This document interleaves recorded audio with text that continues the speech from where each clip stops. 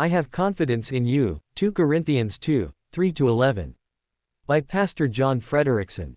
Several years ago a college football program was chasing their first national championship. The team had one extremely good player at a highly skilled position. In his junior year, this player engaged in bar fights, and continued in the week leading up to the national championship game. In many colleges around the country, the coach would have kicked such a player off the team, or suspended him for the game by sending him home. However, this player never got more than a slap on the wrist, at most. The rationale was that he was needed to win the big game. When the Apostle Paul wrote to believers in 2 Corinthians 2:3, he tells them he had confidence in you all.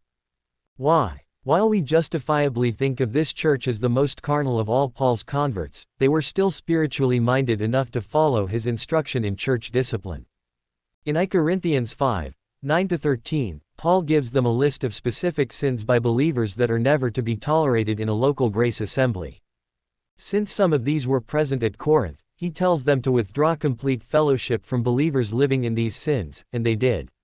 It seems today, few, if any churches or believers, practice church discipline. It is rationalized away with excuses about not being loving or needing them in the church. Perhaps we should ponder how spiritual we really are when the church at Corinth was more spiritually mature in this area than most believers are today. Because of their previous obedience in discipline, in 2 Corinthians 2:3-11, Paul expressed confidence that they would now embrace the one from whom they previously withdrew fellowship. He had benefited from their discipline, repented, and now needed to be restored to the church.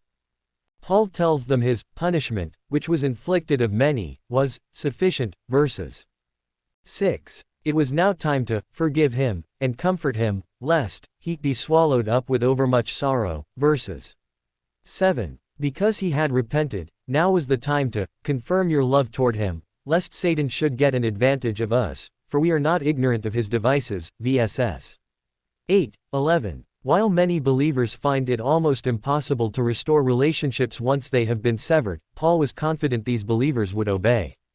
Could others justifiably have confidence in us that we would obey difficult instructions from God's Word? What area is lacking obedience in your life today?